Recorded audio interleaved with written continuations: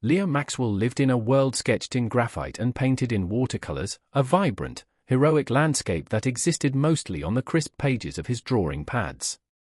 He was 10 years old, with eyes that noticed the smallest details, the way sunlight fractured through the classroom window, the precise shade of blue in a robin's egg. His fingers, often smudged with charcoal, could bring fantastical creatures and caped crusaders to life. But in the hallways of Northwood Elementary, Leo himself often felt invisible, or worse, a target.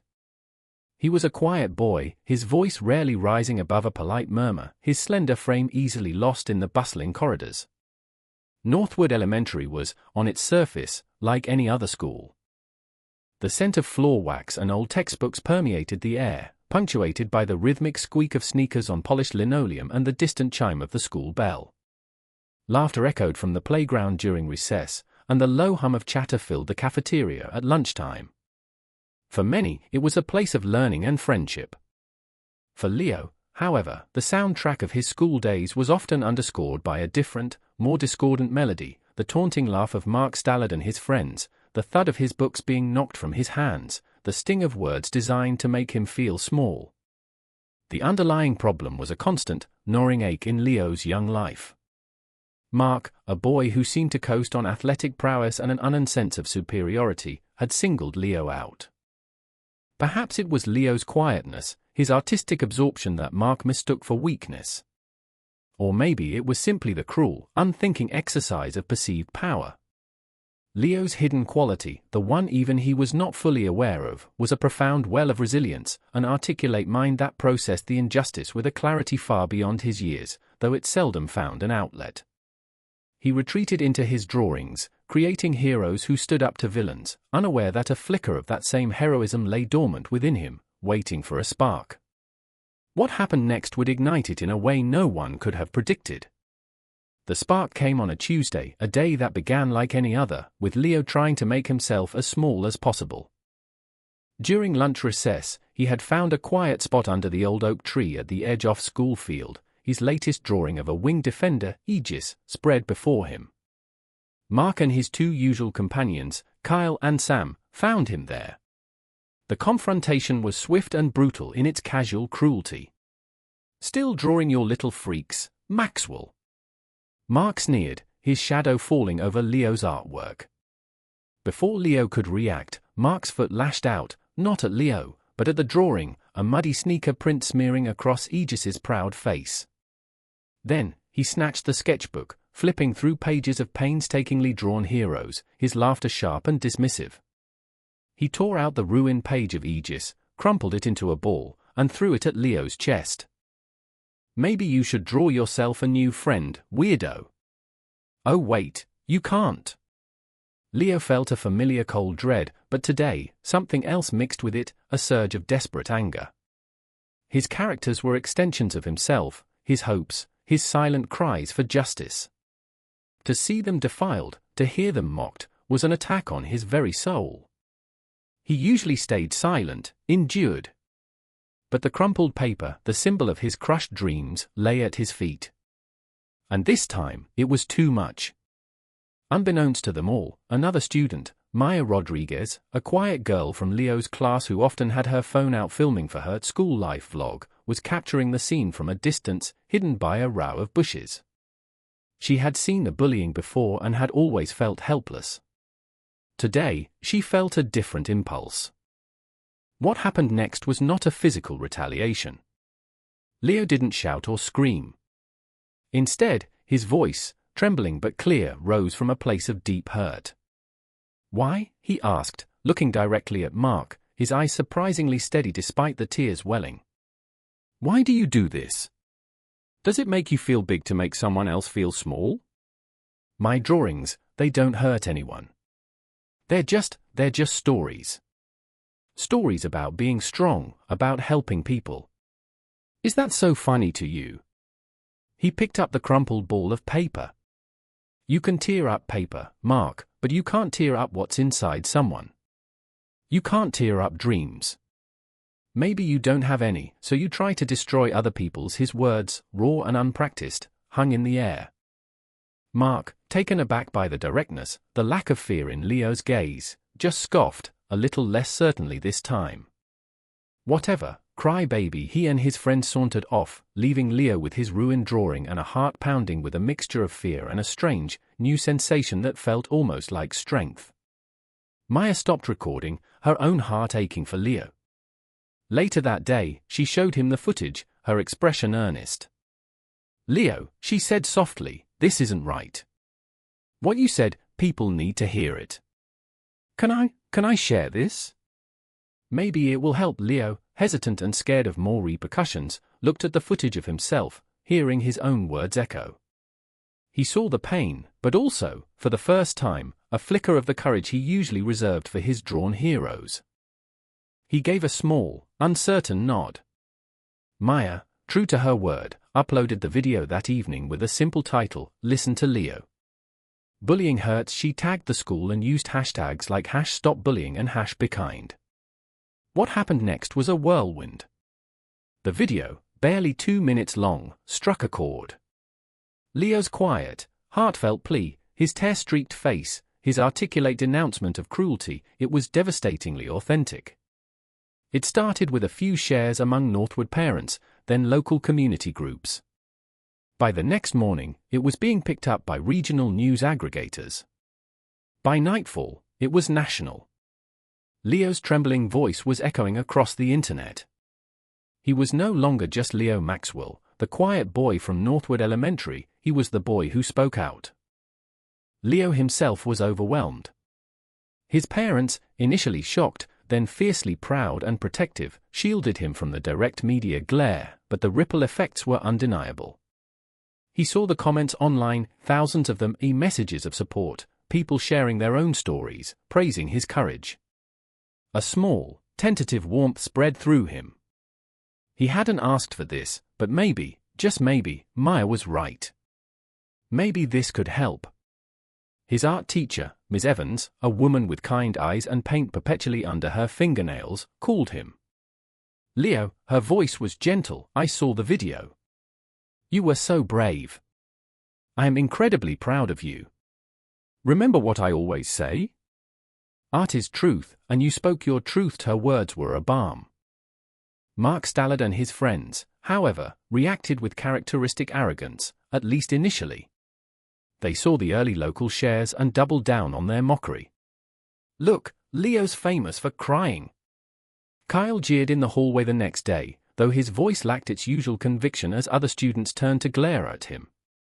Mark tried to maintain his bravado, but a seed of unease was planted.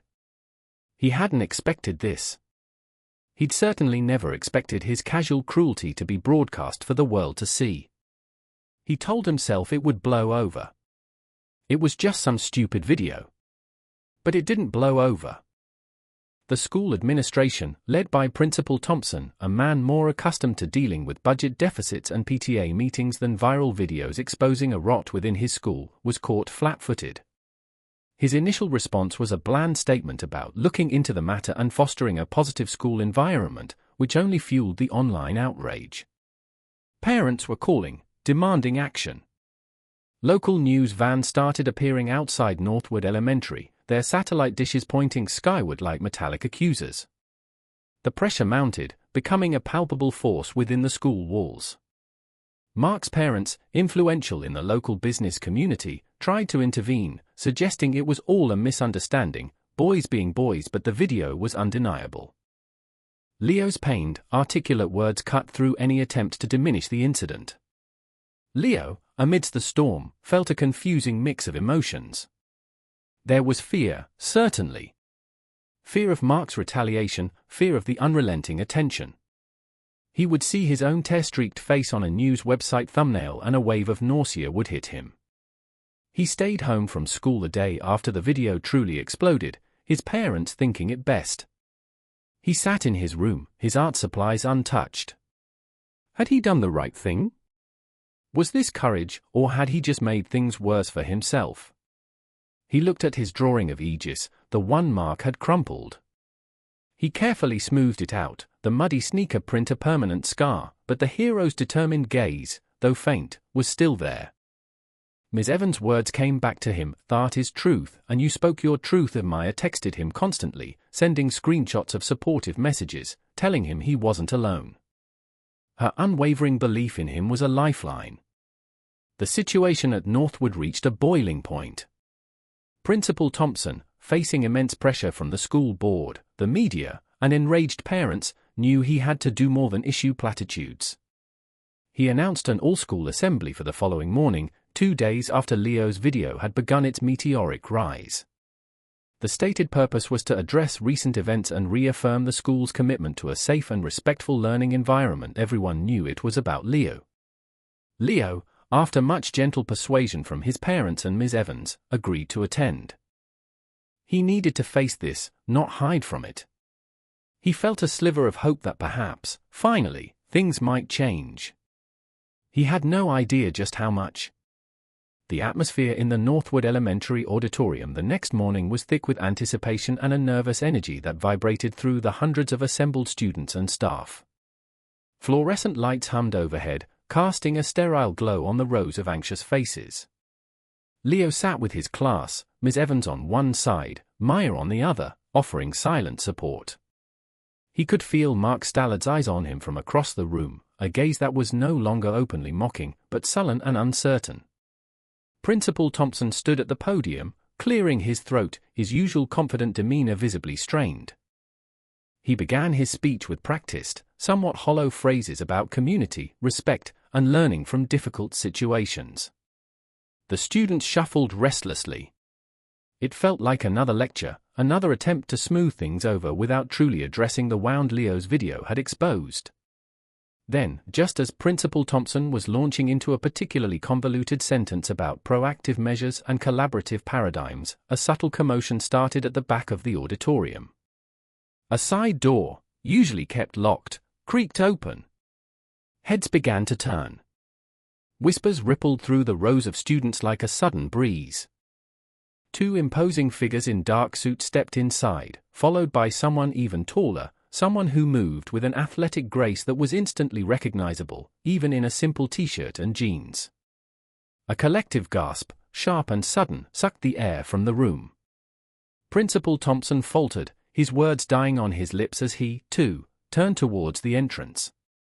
Walking down the center aisle, with a calm, purposeful stride, was Marcus the Comet Jones, star forward for the city's NBA team, a player whose electrifying dunks and passionate play were legendary, a hero to millions, including, ironically, Mark Stallard.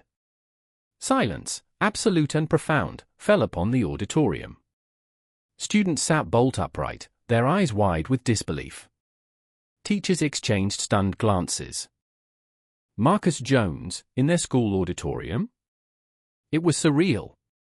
What happened next was the moment everything shifted, the moment the ground beneath Northwood Elementary seemed to tremble and realign.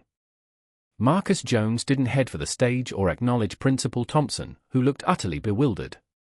Instead, his gaze scanned the students, a thoughtful expression on his face. He was even taller in person, a commanding presence, yet there was a kindness in his eyes. He walked slowly, deliberately, and then he stopped. He stopped right in front of Leo Maxwell. Mark Stallard, who had idolized Marcus Jones, who had posters of the Comet on his bedroom wall, watched in frozen horror. His hero was here, but he wasn't looking at him, the school's supposed sports star. He was looking at Leo. The quiet, artistic boy he had tormented. Marcus Jones knelt, bringing himself eye-level with Leo, a gentle smile gracing his lips. The silence in the auditorium was so complete you could hear the faint hum of the lights. "Leo Maxwell," he asked, his voice a low, warm rumble that somehow filled the vast space. Leo, stunned beyond words, could only nod, his heart hammering against his ribs. "I saw your video, Leo," Marcus continued, his voice resonating with sincerity. "I saw your courage. It takes a lot to stand up and speak your truth like that, especially when you're scared." A whole lot. He paused, his gaze sweeping momentarily across the sea of young faces, then returning to Leo. "You know, when I was your age, I was a pretty skinny kid. I loved basketball, but I wasn't very good yet. And there were bullies in my school too. They used to make fun of me, call me names, tell me I'd never amount to anything. A murmur went through the crowd. Marcus Jones, bullied? It seemed impossible. It hurt, Marcus said, his voice softer now, but no less powerful. It made me want to hide, to quit. But I had a dream, like you have your dreams with your art. And I learned that true strength isn't about how big or loud you are. It's about what's in here. He tapped his chest gently. It's about resilience, about kindness, about having the courage to be yourself, even when it's hard. You showed that courage, Leo. You reminded a whole lot of people, including me, what real strength looks like. The impact of Marcus Jones's words was immediate and profound. Mark Stallard visibly slumped in his seat, his face a mask of dawning shame and disbelief. The hero he worshipped was praising the boy he had victimized. The irony was a crushing weight. Principal Thompson, meanwhile, looked on, a mixture of awe and acute discomfort on his face. He had tried to manage a PR crisis. Marcus Jones had just delivered a masterclass in genuine leadership and empathy. The power dynamic in the room had not just shifted, it had been utterly transformed. Leo, looking into Marcus Jones's kind eyes, felt a wave of validation so powerful it almost brought fresh tears, but this time, they were tears of relief, of being seen, truly seen. Then, Marcus Jones reached into a bag held by one of his companions. What he handed the boy next sent a fresh wave of murmurs through the stunned audience. First, he presented Leo with a brand-new, professional-grade art kit, filled with every color pencil, marker, and paint imaginable. I hear you're an amazing artist, Leo, Marcus said with a wink. Heroes need the right tools. Leo's eyes widened, his fingers trembling as he touched the smooth wooden case. But Marcus wasn't finished. He then unfurled a custom NBA jersey. It was in his team's colors, but instead of his name and number, emblazoned across the back in bold letters were the words courage and below it, Leo M. The number was 1. This, Marcus said, his voice ringing with pride as he held it up for everyone to see, is for a true number 1. For showing us all what courage looks like. He placed the jersey gently in Leo's lap. And then came the announcement that sparked the ovation. Because of Leo's bravery, Marcus Jones declared, his voice now addressing the entire auditorium, my foundation is partnering with Northwood Elementary to launch a new, comprehensive anti-bullying program. We're going to work together to make this school a place where every single student feels safe, respected, and empowered to chase their dreams. He looked back at Leo. And Leo, if you're willing, I'd be honored if you would be our first youth ambassador for this program. To share your story, your art, and help other kids find their voice. For a moment, there was stunned silence. Then, a single clap echoed from the back. It was Miss Evans, her face beaming, tears in her eyes. Another clap joined hers, then another, and another, until the entire auditorium erupted into a thunderous standing ovation. It wasn't for Marcus Jones, the NBA superstar, though his presence was electrifying. It was for Leo Maxwell. The quiet boy with the sketchbook, who had found his voice and, in doing so, had started a movement. Leo, overwhelmed, looked out at the sea of clapping hands and smiling faces, the jersey warm in his lap, the art kit a promise of new creations. He felt a profound sense of vindication, a lightness he hadn't known he was capable of feeling. He was no longer just the bullied kid. He was Leo, the courageous. He caught Maya's eye, she was cheering wildly, giving him a thumbs up. He even saw a few of Mark's former cronies clapping, albeit hesitantly, their expressions thoughtful. Mark himself remained seated, his head bowed, the sound of the applause a deafening judgment. Principal Thompson, realizing the magnitude of the moment, began to clap too, a look of genuine, albeit chastened, respect on his face. He knew, with absolute certainty, that Northwood Elementary would never be the same. The repercussions for Mark were swift, a lengthy suspension and mandatory counseling were just the beginning of his journey towards understanding the harm he'd caused. The story of Leo Maxwell and Marcus the Comet Jones didn't end with the standing ovation. It rippled outwards, far beyond the walls of Northwood Elementary. News of the NBA star's surprise visit and his powerful endorsement of Leo's courage amplified the message of the original video tenfold. National news programs ran segments not just on the bullying incident, but on the inspiring intervention. Other celebrities and public figures came forward, sharing their own experiences with bullying, adding their voices to the growing chorus demanding change. School districts across the country began to re-evaluate their anti-bullying policies, looking to the newly announced Comet Courage program at Northwood as a potential model. Leo's drawing of Aegis, the one with the muddy sneaker print, became an unlikely icon of the movement, a symbol of resilience, of beauty scarred but not destroyed. At Northwood, the changes were tangible. The Comet Courage program, spearheaded by Marcus Jones's foundation and actively involving Ms. Evans and a newly energized Principal Thompson, was implemented with vigor. Workshops on empathy, conflict resolution, and bystander intervention became part of the curriculum. Leo, after careful consideration and with the full support of his parents, accepted the role of youth ambassador. He didn't make grand speeches, but he shared his art, creating powerful posters and comic strips that illustrated the pain of bullying and the power of kindness. He started an after-school art club, a safe haven where students could express themselves freely, their creativity nurtured. He was still quiet by nature, but there was a new confidence in his posture, a clarity in his gaze. He still loved to draw heroes, but now he understood that heroism wasn't just about capes and superpowers, it was about everyday acts of courage and compassion.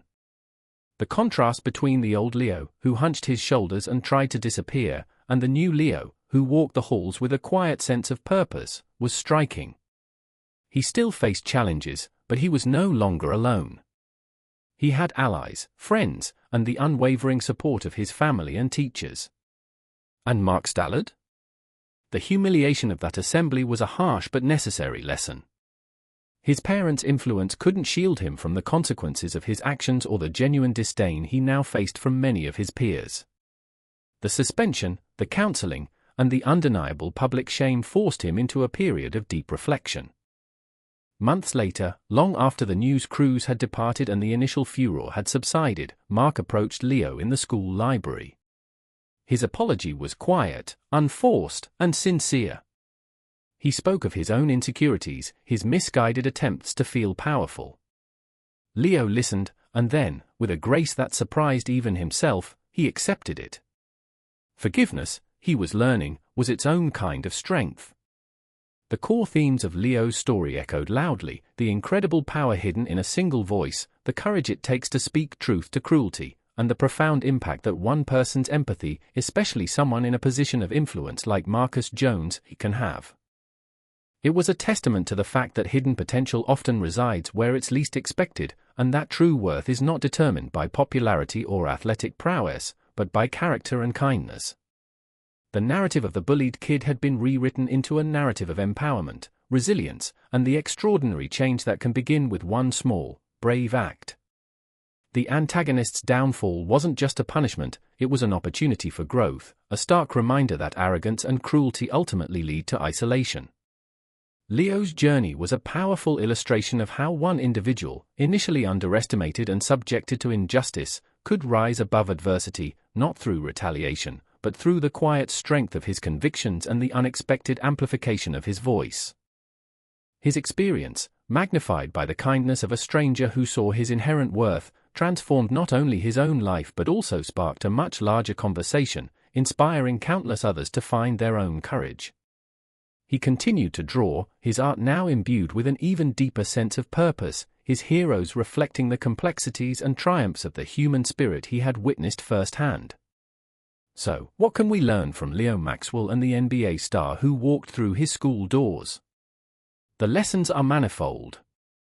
We learn that one voice, no matter how seemingly small or quiet, possesses the power to ignite a movement, to challenge injustice, and to inspire greatness in others.